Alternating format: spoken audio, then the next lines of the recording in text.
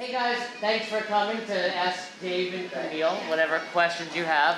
Obviously, keep it as appropriate as possible. These guys do not like to make it inappropriate at all, so make sure all your questions are appropriate. But they don't need much of an introduction, but let me give you a brief one, obviously. Camille, 2014, is that correct? Yes. 2014 CrossFit Games champion. A long time ago. Second place last year at the CrossFit Games, and I believe 8 appearances at the 10. 10 appearances at the CrossFit Games. So no big deal. No big deal, right? She was doing CrossFit and competing at the games before it was cool. It's like a third of my life. Isn't that crazy when you think about it? It's a lot of training, and I'm sure you guys want to ask her all about that. Dave, former professional baseball player. Yeah, not a manager. Not a manager. Also part of reality TV back in the day. Yep. Hunky Trainer number 6. That was me. Hunky Trainer number 6, and currently owner of Thundrbro. You guys, who does Thundrbro? Yeah, we got Thundrbro Safina over there. Nice. So if you have questions about that, longtime coaches, both of them in the CrossFit seminar staff, but just all around amazing people. So if you have questions, I'll let them take it away. Thank you guys. Yeah. Hey. Hi, everyone. Please don't. Someone's got to kick it off. Ask some questions. Don't. I have a question for you guys. Where's everybody from? Who's from Florida? Anybody from Florida? Okay, locals. What about out of the United States? Where are you guys from? France. France? Camille, I do speak French. French. I live in Vancouver, Canada, but I'm from Spain. Oh. Oh, nice. Yes. Yes. Canada is great when it's not freezing cold. Denmark, yeah, that's right. Frederick's out there. He's from Denmark, too. Guys are local. Awesome. Is he your local hero in CrossFit? Fred? Yeah. He's good. He's a good. He's awesome. All right. What secret do you want to know? So yeah, I think it would be cool if you have any questions from Camille. That's awesome. She's got a lot of stories about the CrossFit Games and training and all that stuff. But also, if you have any questions specific to yourself on training, nutrition, lifestyle, relationships, all the other things, it would be cool to leave you guys and give you some tools and information for you to take for yourself personally when you leave here. Yes, we're very honest. We have not much of boundary, and we're happy to talk about difficult stuff. So. Where are you guys from? So you can go, Cammy. Me? Okay. So I'll go way back so you can get, because we moved a lot. So the town I grew up in was so small that when I turned 12, they merged my town into the town next door. So I was born in Notre-Dame de Bon Secours, and when I was 12, it became Richelieu. And they were like, you don't have enough of a population to exist. So That's in Quebec, Canada. yeah, so little moo town country in Canada. And then when I met Dave, we lived in Boston for a year, and then we live in San Diego for 3, and now we're in Colorado. Yeah, Boulder. Yeah. I'm originally from outside New York City, but since I was 18, I played professional baseball for a long time, so I'd been to like all the major minor cities in the country for the Dodgers and the Phillies.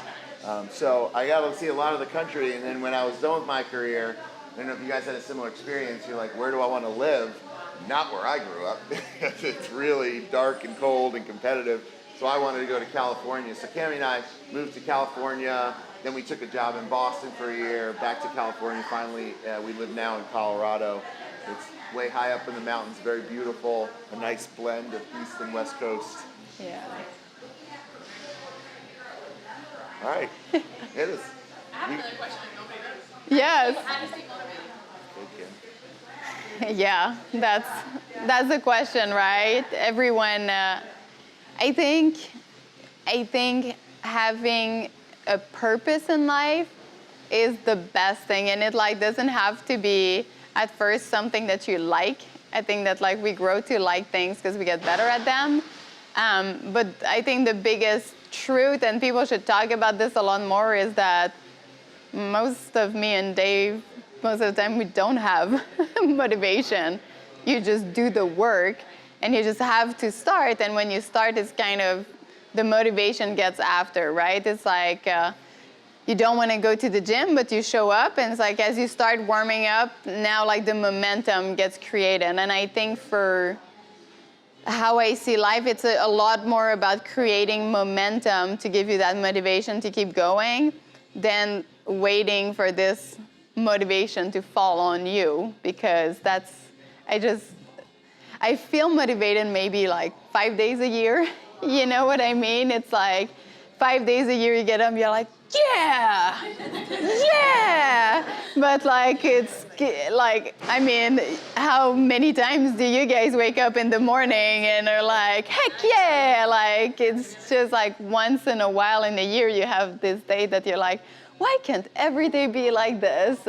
And most likely it comes before or after a day that it's awful, that you're like so tired. But I think I think a big thing is that we do what we love for a living, and knowing that you have a purpose to help people, you have a purpose to do things and go out there, that keeps me accountable, because I have all my online clients that I want to help and make sure I'm doing a good job for. There's people that reach out to us to tell us that we're helping them, and that keep us accountable to keep our standard very, very high, and not just be, well, it doesn't matter, or, you know, I don't matter, which everyone matter and everything you do matter, but it's hard without recognition. So create momentum. And if you lose momentum in one thing, create momentum in something else, and it'll carry over. That's why I've always stayed either studying or starting my business while I was competing, because if you just have one thing and that thing goes down, it's really hard to get out of it. But if you have this thing that goes down, but you create momentum in your relationship with your husband, or you start painting, or you create something else, I think any momentum you create those are my trick for motivation. Like, it's really creating momentum, staying creative, and always trying to keep the ball rolling somewhere, anywhere. Because same if this is your big goal, this might be stagnant for a while. You need to find a way to like break that plateau. Yeah, I know Camille and I both wake up every day with a certain level of panic and desperation to make the day count for something. And maybe it's counting for training, maybe it's counting for business, maybe it's investing in our marriage. But I know our greatest fear, and what frustrates us, is when we have days where there's no forward progress on any front, right? And then we didn't get better anywhere.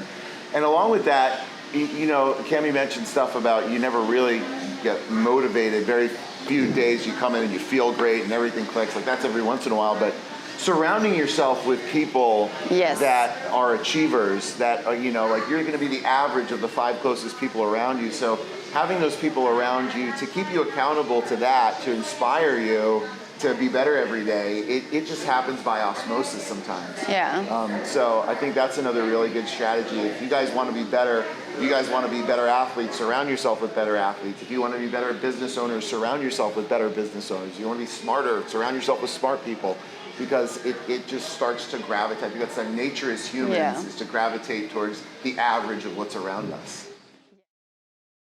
Fake that you're smart and get with the smarter crew and just don't say anything for a while. That's the trick, I think. People shy away because they feel like they may not belong in a, you know, certain group, because you know you're not there yet, but just clean their floor or whatever, just get in and still their brain. Here's a question for you guys, and let's put this within the training context first.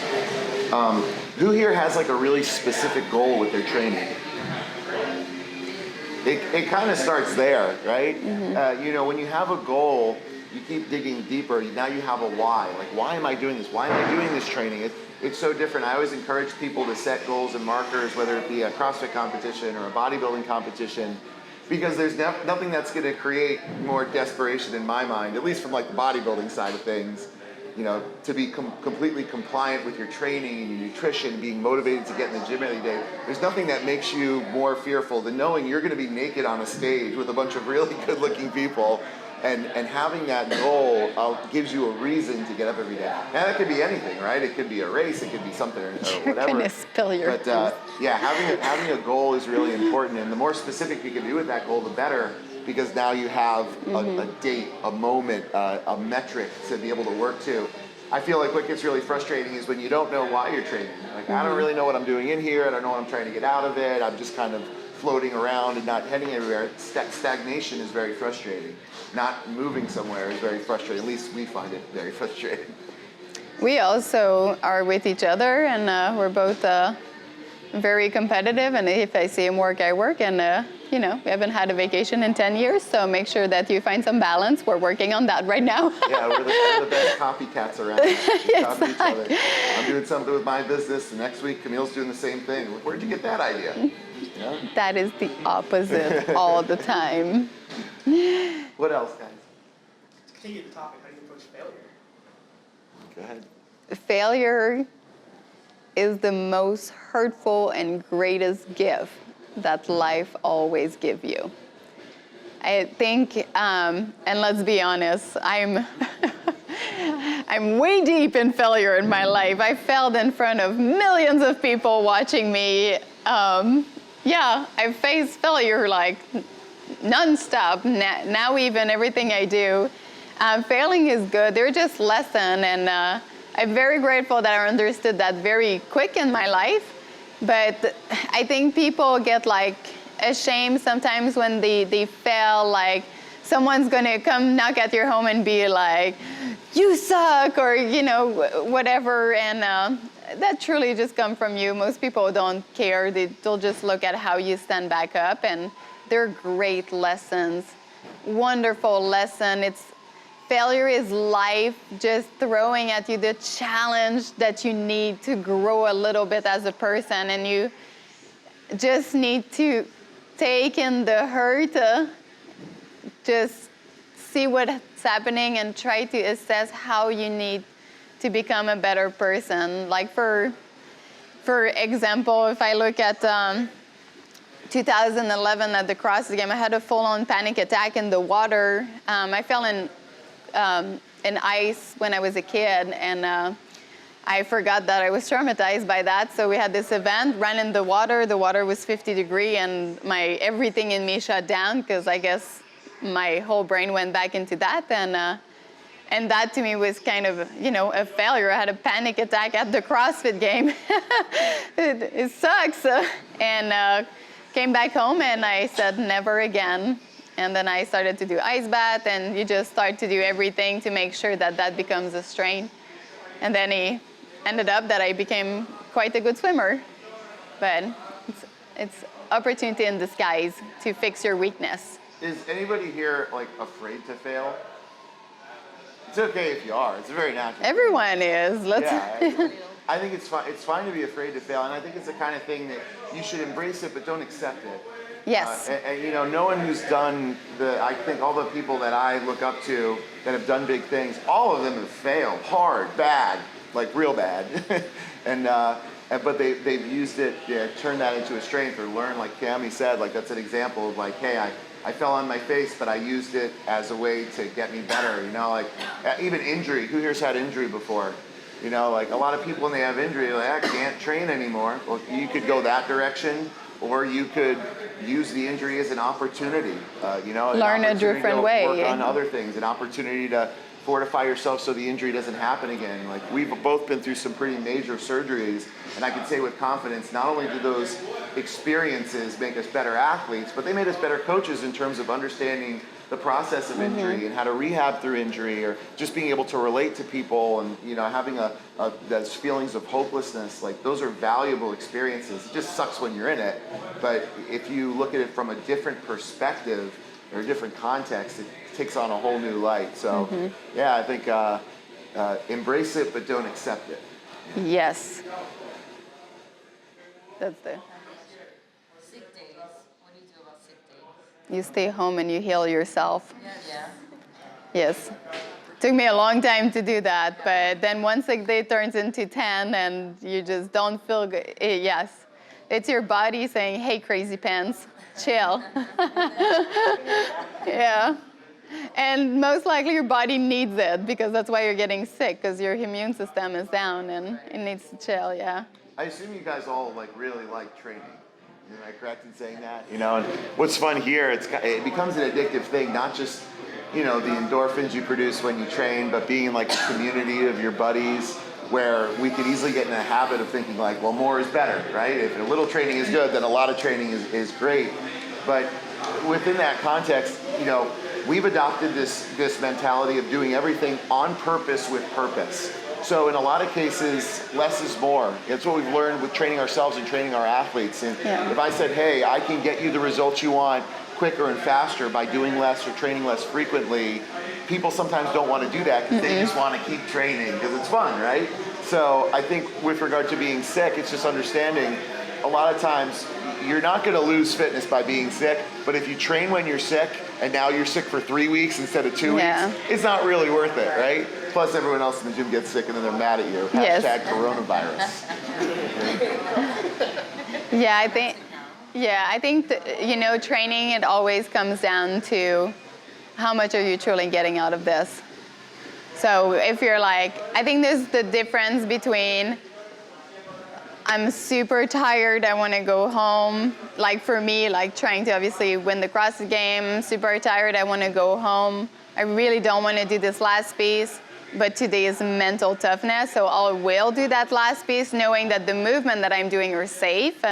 There's a difference, I think, between that for the push and then the push of just I'm beat down, I'm starting to lose weight, I'm starting to lose my sleep, and I have to do what's on the sheet, and you're doing movement that are like, could be dangerous and like don't give you much, and normally that's when you'll get hurt, but like just understanding where it's worth it to do it or not, because it's most likely not if you're not giving your full effort, because then you learn to train at a sub-maximal effort, and that's how you're gonna compete in life and everything, so. Yeah, results are king. They don't lie. People like to talk, right? Or my program's better than your program, or the way I do things is better, but at the end of the day, it's just results. There's nothing more compelling than being able to see improvement. You had a question back there? Yeah. It's a very specific question about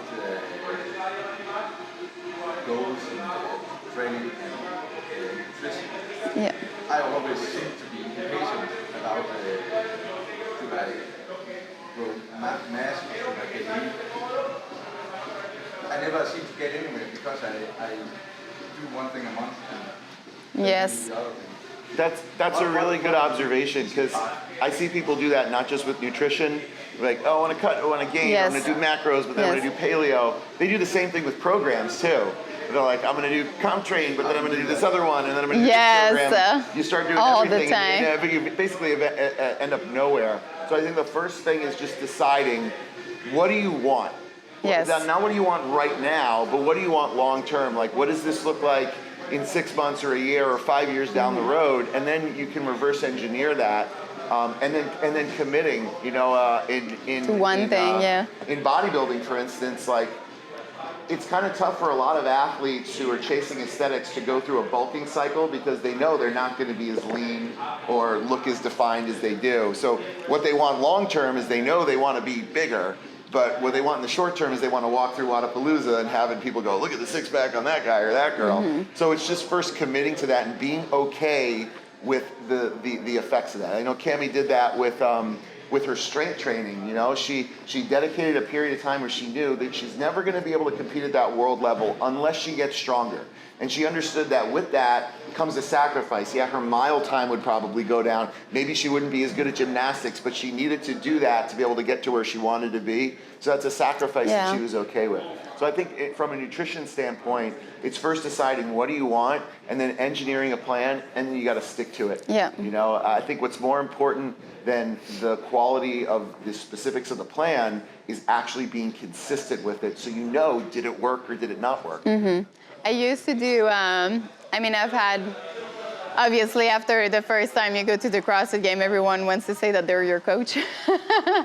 And I needed to get stronger, and then I needed my endurance to get better, and strength was the first thing I needed to do. Second thing was endurance, and having a general program was great too. And Chris Incha loves telling the story. Chris Incha has been my endurance coach for pretty much most of my career, and what I told him when he was about to be my coach, I said, look, I will do anything you ask me to do. Anything, and I will do it exactly the way you told me. I'm giving you 6 months. If it's 6 months, I'm not better, I'm out. And I did everything the exact way he gave it to me. And he said that was the most stressful thing an athlete has ever told him, because it was the accountability on both sides. I am giving you myself, full self, with trust. So we'll see if your program works. And I stayed with him for years and years and years after. But same thing with CJ. We were a very good pair for a very long time. And I tried other coaches, and literally, I always gave at least like something like 3-4 months, and it would be, like I'm working really hard, and this is not giving me the result. So it definitely has to be result oriented, but you need to know, you need to give people time. You can't just be, hey, I'm on this, this lifting program, and your buddy comes in the gym and is doing something completely different, and you keep jumping in everyone else's stuff, and then you come back and like, hey, Dave, your program's not working, but that's because you didn't do his program, which is also fine. If all you want to do is have fun with your body, then just do that. But I think to chase results and performance, it has to be a progression and have a little bit more of a strategy behind it. What else? Gotta have questions. Got one. Yeah. So I'm not a CrossFitter. I do obstacle course racing. Okay. I'm one of the best in the world when it comes to the ninja warrior grip type obstacles. But I'm 130 some pounds, so when it comes to the weight carries and stuff like that, it's very challenging for me. I want to just understand your thought process on strength-based training, or focusing on your weaknesses. Not strength-based as in lifting, but strength, focusing on your strengths or focusing on your weakness, or what your thoughts are overall. Yeah, I think one of the neat things about CrossFit is that it's such a variety of tasks, right? It's not like you're not like an endurance athlete or a strength athlete or this and that, and everyone kind of fits into a category where they come in with natural gifts, right? Some people come into the program and they're great at endurance, but they're going to struggle with strength. When I started, I was great with the strength stuff, but boy, oh boy, I wanted to handstand push-up, right? So I think first it's understanding what is. If you get to where you want to be, if you're crushing the Ninja Warrior courses and you're able to do it, what does that have to look like for you?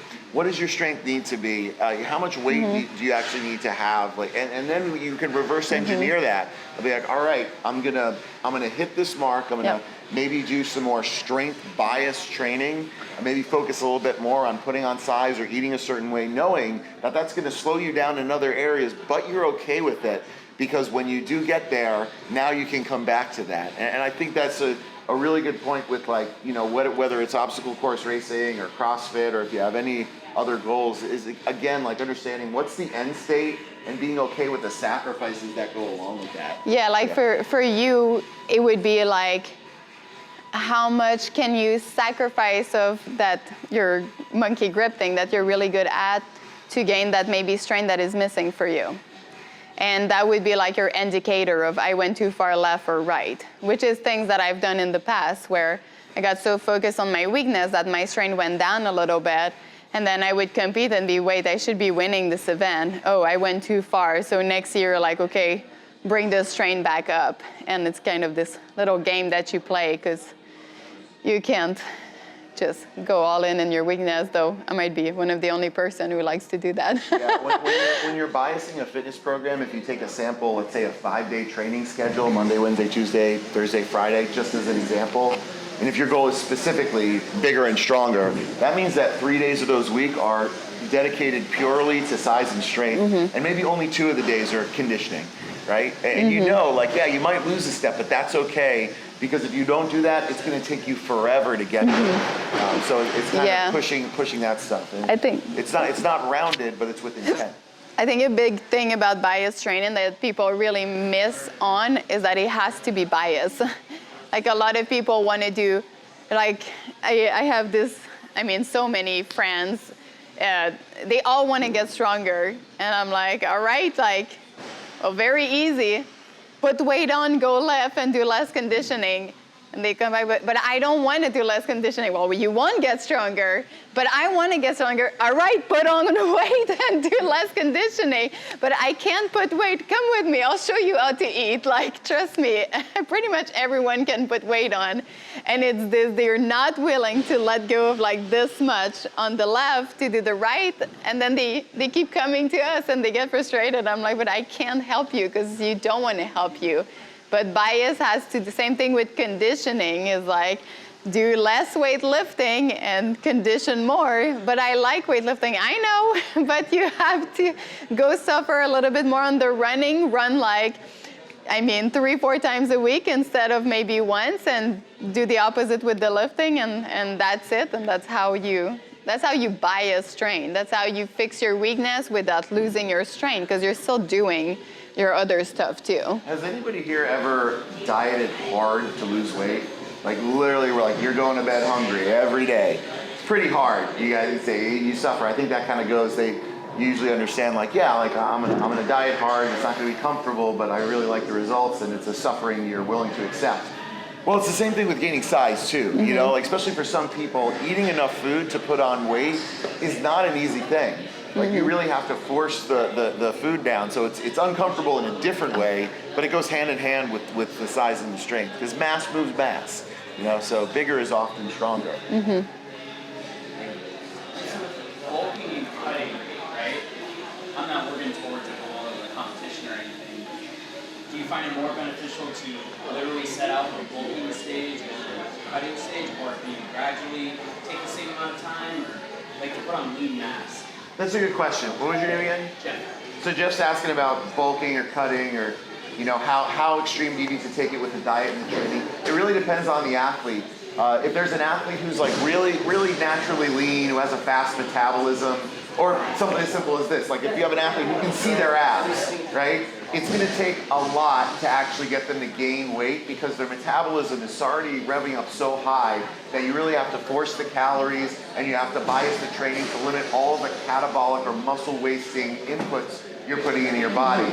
But with that same athlete, you could say, hey, if you didn't condition for 2 months and all you did was eat as much as you could and strength train, you probably wouldn't even lose a step with the conditioning, as opposed to somebody who's trying to do the same thing, but maybe they don't have the same composition, right? So for athletes who can see their abs, oftentimes, if the goal is putting on size and strength, we'll say, hey, you know what, don't even worry about the conditioning, it's not important. If you have athletes that are trying to do that, but it's more of a recomposition, meaning they don't just need to gain size, they need to take their current mass and improve their lean muscle mass and reduce their body fat, you would probably try to do that with conditioning, and you wouldn't be as aggressive with the diet in terms of a caloric surplus, because there's really 2 goals there. Yes, basically putting on some size and strength, but also reducing the body fat too.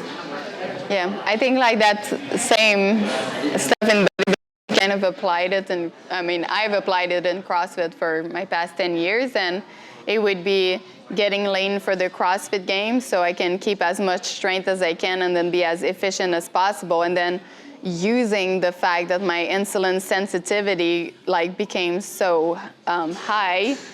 And then right after the game, it would be bulking season, where literally every CrossFit Game athlete who do it right, or people who train right, it would be kind of that until December. I would like start gaining weight back so I can gain as much strength as possible, and then increase cardio and like bringing the fitness back up for like the rest of the year.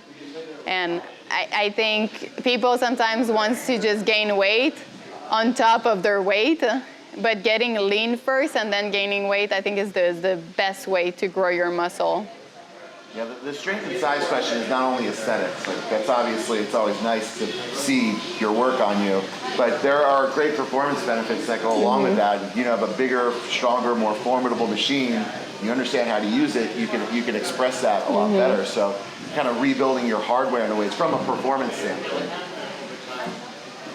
Yeah. His is to look good, mine was to perform, but it's just everything goes. It all comes down to the same thing. You want to increase your insulin sensitivity, your hormones get a little bit out of whack, and then for performance, you have to bring it back down so your hormones come back down stable, and then you come back to being very sensitive to insulin, so that can drive carbs during your performance. And it's so much more simple than, I mean, maybe for us it's simple at this point, but I think sometimes people try to make it very complicated, but it's not. Simple doesn't mean comfortable either. Yes, that is true.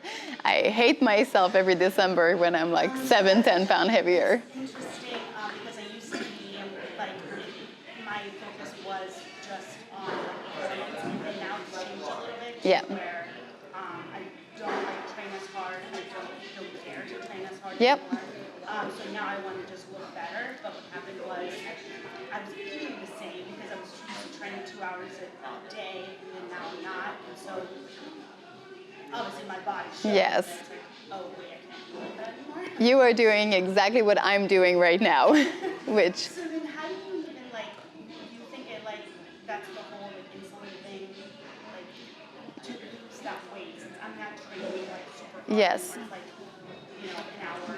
yeah, that's not insulin. To be honest, like weight loss and weight gain is very simple. You have to be in a calorie deficit or in a calorie surplus. And I think, I mean, let's be honest, I went from training like 6 to 8 hours a day to now I'm retired and building my business. And literally my business is you. And like me going from, and everyone who was like in CrossFit thinking that they wanted to be competitor to wait a second, I just want to train to feel good and look good and be a little bit more there for my family. And hey, you know, this whole ego weird stuff that's happening in my head when I get to the gym might not be the healthiest thing in my life. And that's what like Feroz is all about, because I wanted to build something for myself after I've lived in the extreme for 10 years. I knew that I needed to create a balance for me so I don't become someone I didn't like, if that makes sense. So that's how like we started Feroz, and it's all about finding this balance. And I think like part of it is you need to keep doing training that you enjoy, something that makes you feel good. I've realized for me, trying to count calories in training, it makes you go somewhere like bad. Like still trying to perform in your trainings, I mean, if it's not as devastating that it was, I think keeps bringing you joy and accomplishment. And for the calories, just figuring out what is your calorie deficit right now with your new level of activity. And something that we both use for a client that is like very fast forward to the point, calorie overall will be, if I can't see your abs, we'll do 12 calories per pound of body weight. That'll be your overall calorie. 40% of this will make protein, 30% carbs, 30% fat, which is a little bit different than what CrossFit teach. They teach 40 carb, 30% protein, 30% fat. Our goal here is to help you be in this like little deficit also of how much carb you're getting, so your insulin isn't so high through the day, which will really help you use your fat that is stored to be able to use that to like get lean really fast. We've seen just a lot of amazing benefit with that. So, yeah. Yeah, I think like exercise science and nutrition science is pretty misinformed because it's really not a science. There's too many variables. You know, like, it's not like A plus B equals C. Like if I eat this and I train this and this is the result I'll get. What you got results from the one time doesn't mean you'll get it the next time, because you're changing, right? People, your sex, your age, going through a pregnancy, all kinds of stuff, that completely changes your hormones and your makeup. So what's important is to have like metrics and rubrics to grade against to, well, what does that caloric deficit have to look like for me now? Because we have a group of people in our Thundrbro nutrition group. We have a private nutrition group, and then we have another group called Thundercuts, where it's a see how lean you can get kind of challenge. And some people are dropping lots of weight with not much of a caloric deficit, and some people really have to push, and their profiles are pretty identical. same age, same body composition, but different genetics. So as long as we have actual things to look at to determine, all right, this many Yes. calories wasn't due for you, let's keep pushing, let's up this end of the work output or to reduce the calories or play with the macronutrient balance. Some people are so sensitive to carbohydrates that they literally can't have any, otherwise they're just not going to be able to lose the weight. But you have to figure that out first.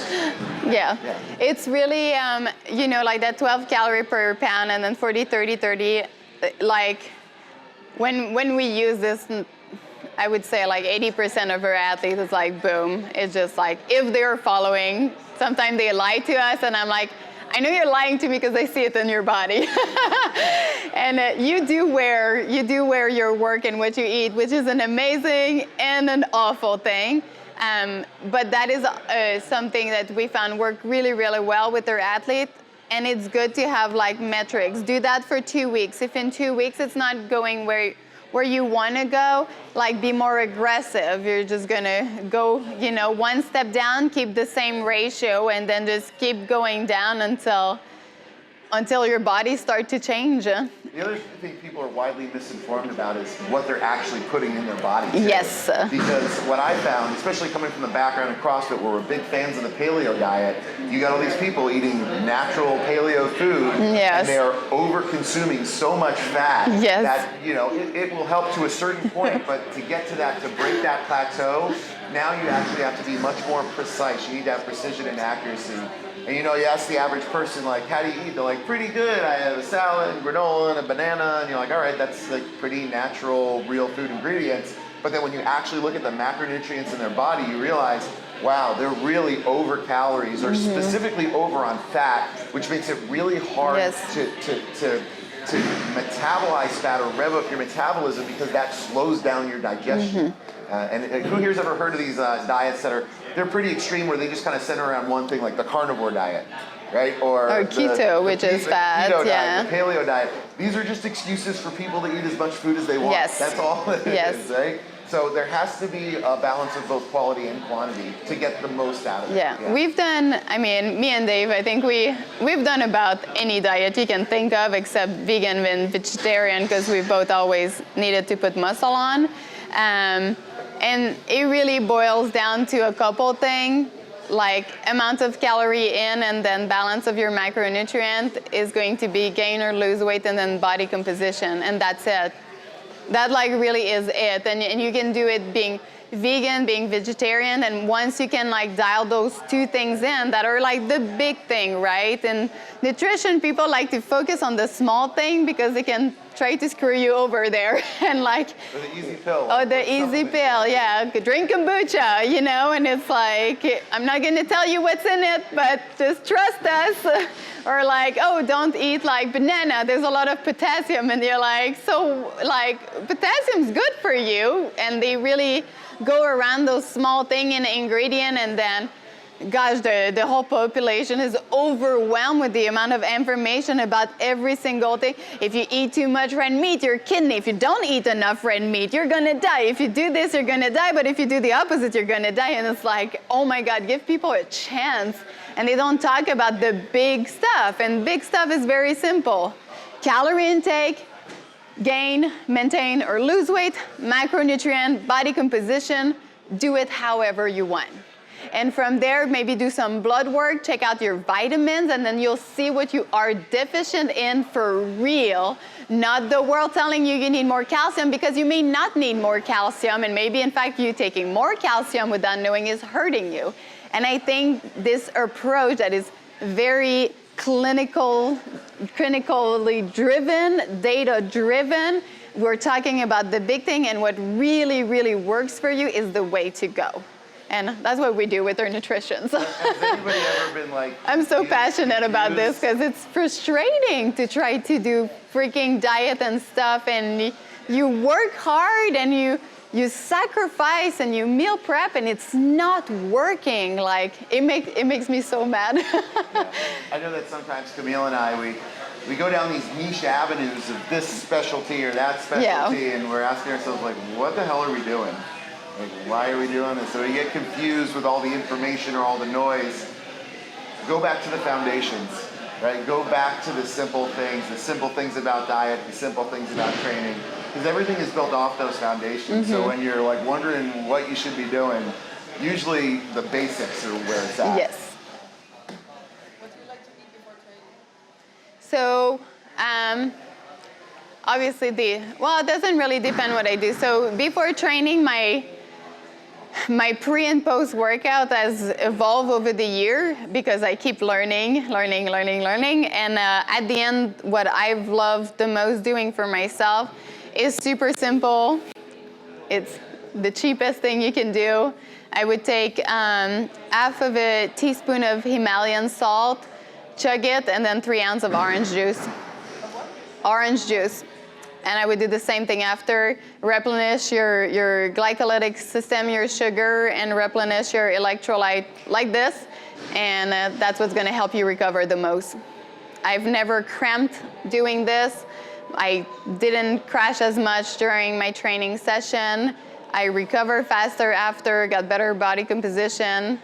And all the other athletes, all my teammates last year at the game, they were blown away because I was forcing it down their throat, and they were like, we want to eat like chicken. And when you're competing, it's even more to not eat chicken and fat type of deal. It's just carbs, but that's what worked the most for me. Sometimes if my training session was longer, I would do a little bit of white rice too.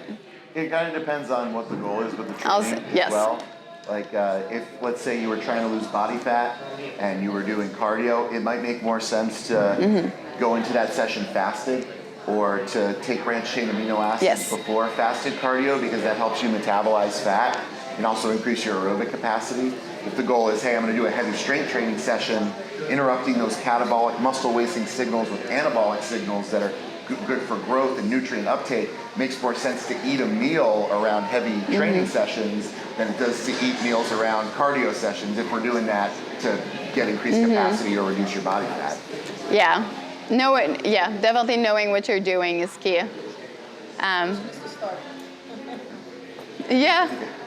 Until 12, and then. No, but intermittent fasting is great to lose weight, terrible for performance. But if you want to lose weight, just do BCAA in the morning, do fasted cardio, make sure your heart rate goes up to about 130, between 150. That's just a great space to lose your weight.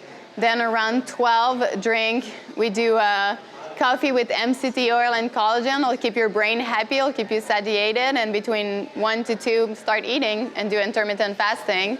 And then if you want to do weight training, you do it later around your meal. Yeah, we've had a lot of success with athletes. We've done it all. Aesthetic side, and to be honest with you, unless it's a games athlete, a lot of people need to lose weight. Yes. The average gym goer that is, your regular client who doesn't have a crazy athletic background or is trying to be the fittest on earth, most of these people fall into the weight loss category. So, using things like intermittent fasting is a really valuable tool, not because you just eat less, but being in a fasted state is a great way to increase what Camille was talking about, your insulin sensitivity and how well you're able to actually utilize your store fuel. So that can be a valuable tool. If you're trying to achieve performance, don't do it. Yeah. I would discourage it because you want to perform. So if you're doing cardio fasted, you're just learning to go slow. So that's not for performance. Definitely to be a little on the healthier side and lose weight, it's perfect. Anything else? What about CBD? I've seen it's becoming more popular, and I've seen it in your Instagram. Yeah, we both take it. So what are the benefits for the average person? So we live in a state where marijuana is legal, which makes it a really fun state. And when I grew up, marijuana was a very taboo thing. Same. There was nothing about health or performance benefits associated with marijuana when I was a kid. Now, as science is evolving, they're realizing what are the benefits, who should take it, when should they take it. We're starting to realize that it has a lot of good health and performance benefits. I started doing it after back surgery as a substitute for pain pills, because I had taken Vicodin and Percocets and Oxycontin and all that stuff before, and I did not like that experience. So after my back surgery, somebody recommended, instead of doing that stuff Yeah. that's gonna make you constipated and interrupt your gut function, keep you from sleeping, just try some CBD, like an edible with some CBD and THC. And not only was it a great pain reliever, but it helped me heal faster. Yeah.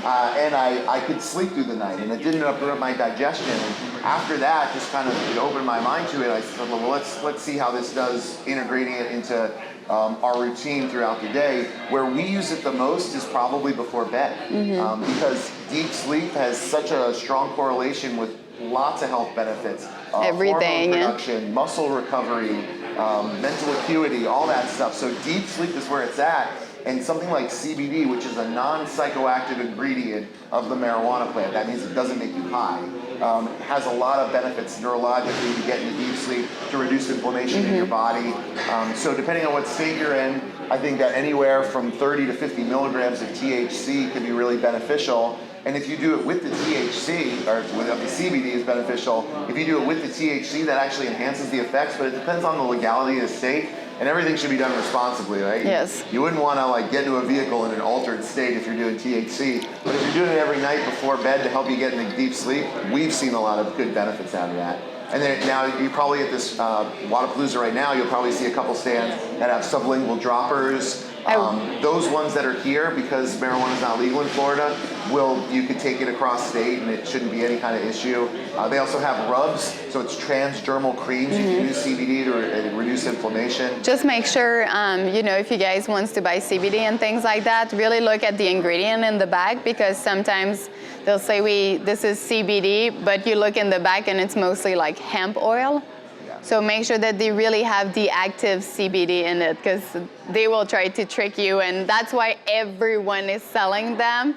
And the one that seems very, very cheap normally is very, very cheap. I would go for the most expensive brand. But like, That's make sure probably to look in the back. Yeah. Still to be able to give you the purest ingredients. Yeah. Certainly nothing you would get at like a And gas station. and if you guys get like drug tested for like firefighting or things like that, they normally all have the one that do work, they all have a small trace of THC. So just make sure you can check that, because you don't want to. Yeah, I almost bought it. I don't know, like. Maybe at the airport can be a problem, so I didn't buy it. And for a lot of this stuff, it's like, try it. Like some people respond differently. Everyone's got different levels of sensitivity with their cell receptors, how much you can take. So try it out. And, like I said, results are king. I wouldn't just do it because that's a popular thing. Yes. Yes. And if you do, like literally this, like for everything else, you guys, like if you want to add something in your diet, make sure you're adding one thing at a time. So like if you do want to try the CBD, or if you want to try whatever green powder or whatever you want to try, you have to do it one thing at a time. It's not I'm changing everything and then you may feel better or worse, but you don't know what was the effect. So make sure you always do like one thing at a time. It takes a little longer, but you really know. Like knowing is just everything. Anything else? I don't know what time is it. More. How can we help you? Yeah, seriously. We'll write you your diet. Like we're both. Yeah, we legit want to help so bad, everyone. Like do the calculations on we're like giving you how to calculate your own macro. Like we don't care about giving information, but sometimes I guess maybe we may. So I've been doing CrossFit for years now, since like 2012. And I'm tiny, short. I competed last year. I did terribly. Mostly it was like a mental thing. Like my girlfriend was pretty frustrated with me. I like was out in the front, and then when it came down to like strength stuff, because I'm like 119 pounds, 5'1". I got you. I got you. My handstand push-ups, love it. Pull-ups, love it. All that gymnasty stuff, I love it. But when it comes time to picking up a stupid barbell, I can't. 120 on a good day. And I've been doing CrossFit since 2012. And I just can't. I don't know if it's like a mental thing, a strength thing. My typical weight before CrossFit was 109. I'm at 119. Yeah. But like I still like I can't snatch for shit. It's also like a training thing. But I just like heavy lifting stuff. it was really embarrassing to walk through last year performing, and like they told me the barbell was being 110, and it came, and I was like, 120, can't lift it. I tried the Thundrbro thing, loved it. I felt like badass. Do you think it's more like because I think you said something there that to me is very important. They told you the weight and right away your head went down. And is it like a mental thing? And is that the part that is more frustrating for you? Because I'll give you my trick for the mental side. Yeah, I think definitely it's a mental thing. Like, as soon as I know, like I tell people, I'm like, don't on the barbell. Okay. Because that So number will crush you. I'll tell you what I did for me. And I mean, it doesn't mean that it's going to work for everyone, but I'm by far the smallest girl at the CrossFit game. And I'm always able to get like a top 5 in the weightlifting, which... So what I've created in my head to not fear the weight is I created myself a little alter ego. And Camille, he knows, crazy Cam is coming out, but I had to do that to not be scared of the load, to know that I could do it. And I'm gonna talk to you about the little crazy side of me. But I would literally I think like what was hard for me would keep me from the going in the heavy lifting or the really deep pain was I used to do gymnastics where you had to be pretty when you suffer. And when I started to do CrossFit, in my head I still had to be pretty. And I realized that thinking I had to be pretty was keeping me from going to that real dark place. So I created I call it my little beast. So I created my alter ego, and my alter ego is ugly. And I would do stuff before competing. I'm not joking. Like, especially before we would do strength event where we would, all the girls be in the corral and I would like start growling. And we would just be like, just like, and I'm like this tiny nice thing and I would just like start pacing, would look at the girl and just like, because it's like I needed to bring that little beast out that didn't care about being ugly so I can get on the field and not give a damn shit if I failed or anything, because that little beast was going to do anything to get under the weight. And that really helped me mentally. And because it wasn't me, but it's me, but it's just like really unlock the crazy here that is fearless. And that really, really helped me through like everything to be okay with becoming a little bit more of myself and not be scared of being judged either, because the bee's gonna rip your head off if you laugh at me. Like she's fucked up. Like she's fucked up solid. It's like a whole life of trauma right there. And that personally, for the mental side, that helped me tremendously. And just always pushing myself with the weight in the gym to get stronger. Like always. You can ask Dave, I would pass out before I would not lift a weight. And I just thought, I don't know if you know Steffi Cohen. That was, I went to dinner with her and we were talking about weightlifting and she couldn't believe that I've never not put myself under a bar. Like I've never, if I try to clean something, I will, no matter what, try to go under. And she was like, I can't believe that you've never like choked a weight. And it's like, nope.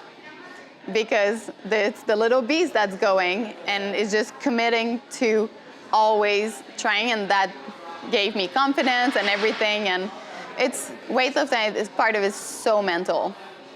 So mental. It's being willing to get under. And yeah.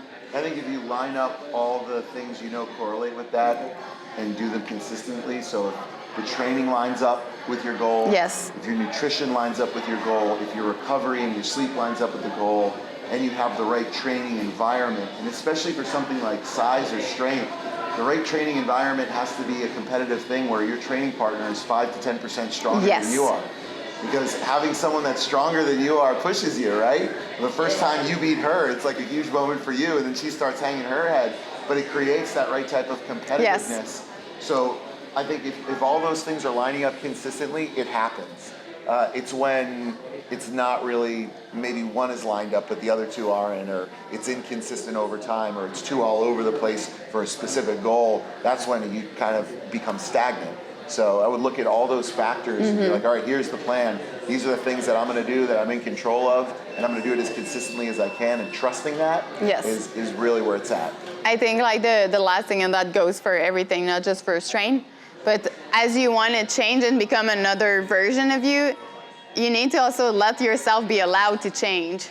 So like the Camille that started her first CrossFit game was one of the weakest. Like literally every weight they put at the CrossFit game were my 1 rep max. And I just, shut my brain and tried to do it, rounding my back in the deadlift. Please don't do that ever, but and for the longest time, it was like, I'm the gymnast girl. And one day it was like, no, I can be anyone I want to be. And I don't have to stay stuck in this version of me. And that goes with like people telling you with your character how you are. Oh, Camille's this type of person. Well, Camille's allowed to be a different person in 2 years. Maybe we'll meet again in 3 years and you'll be like, oh my God, she's changed so much. But you need to allow yourself to do that too. Like I think we're all very engraved, especially with our family trying to remind us of like who we were when we were 5 years old. And you're like, I'm not stealing your M&M anymore, brother. Like, we're done doing this. It's like I'm this whole new person, but I think it really comes with you being okay with changing who you are, giving yourself more confidence. One of the best things they've ever told me in one of my competition, he grabbed me by my shoulder because I was down and he said, Cam, it's time to allow yourself to be great. And I was like, yes. Like, I'm just gonna go there and be the best me, and it changed everything in my head. But it's really hard to go and do anything with like this heavy heart and this clouded mind to do anything with all those doubts. Like you're going to do exactly what the doubts are saying. So you have to allow yourself. Camille has a really cool weight belt. It's like a unicorn Feroce weight belt, but on the inside it says you're stronger than you think you are. And I think a lot of people put these limitations on themselves that are like completely self-constructed. I think if you open up to yourself to the possibility of what if I could do X, right? Like what if that was possible? But I think people don't even give themselves that shot a lot of times. They decide, well, I'm the weak person. Well, says who, right? That was my thing with weightlifting. It was like, if a guy that weighs what I weigh can do it, why can't I? And like the other thing I would always tell myself was like, well, everyone says impossible for me to like be strong because I'm so small and whatever, but what is truly impossible? And then it's like, all right, possible's right here, impossible's right there. Like you can't even see it. It was just a little further, so it's really not far. And I would write that everywhere. I would always write, impossible is not far. Just take the leap. Just like take that one more step. If you think you can do it, shut that voice and do it.